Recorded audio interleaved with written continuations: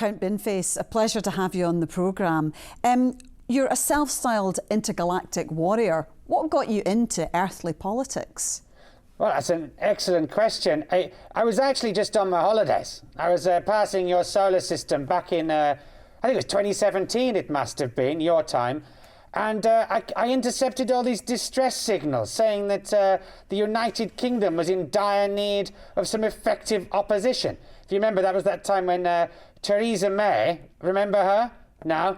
Well, she was Prime Minister and she called this general election when she didn't have to, and everything went kaputski, and I thought I'd come along for the ride, took her on in Maidenhead, and the rest is galactic history. Since then, my new hobby, as well as watching the Lovejoy box set, is to take part in democratic elections on Earth, and I love it. And why do you stand against Prime Ministers? Well, you know, the cliche is take me to your leader, is it not? The problem is you guys keep changing leaders so often, I can barely keep up. But that's why, you know, I took on Rishi Sunak, or Rishi Now Axed, as I call him. I took on May, I took on Johnson. I didn't even have a chance to take on Liz Truss. She was gone in the blink of a visor. But now I'm here and I'm ready for more. You won nearly 25,000 votes when you ran in the London mayor election this year. Were you pleased with that? Well, I mean, how could you not be? No offence, but why on earth would anyone vote for you?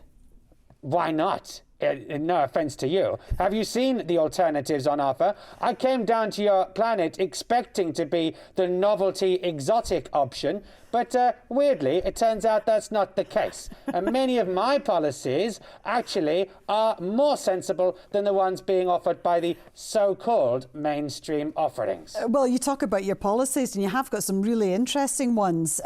You pledged to build at least one affordable house.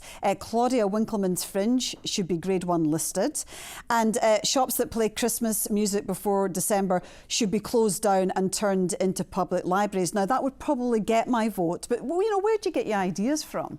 Well, you know, I simply look at the situation in your nation and I come up with sensible, sometimes drastic, but always pragmatic solutions for the order of the day. So you have water companies that are destroying your waterways, and I'm the only one offering to make the water bosses take a dip in British rivers to see how they like it. That would solve that one. As you say, I'm the only one offering to build at least one affordable house. No one can beat that offering. You combine that with my pledge to price cap croissants at £1.10, which several supermarkets have now been shamed into agreeing with, and of course the reintroduction of CFAX and linking ministers' pay to nurses for the next 100 years. Put it all together, that and the nationalisation of Adele, you can't beat it. It's the 10th anniversary of the independence referendum this month in Scotland. What are your views on independence? I know you're in favour of bindependence. What about independence? Now, has it really been 10 years? I mean, it's spoken about so long it could be 100,000, wouldn't you say? But, yeah, I mean, you say independence is quite important to me. I'm an independent space warrior and looking after the Sigma Quadrant with a lot of benevolent rule, and it's all going well. We have had separatism.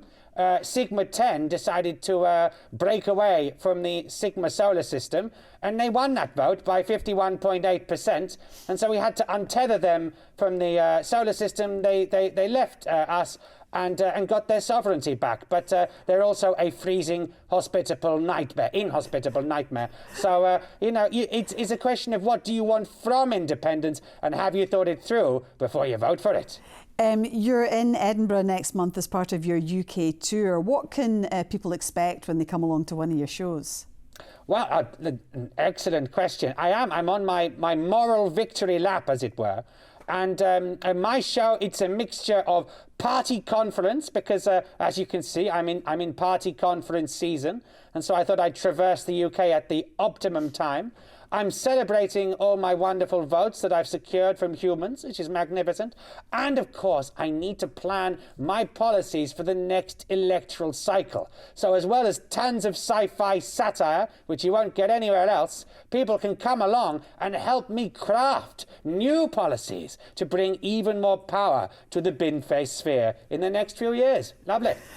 Count Binface, thank you so much for coming on the programme tonight. It is my honour to be with you, and to the people of Scotland, make your votes count.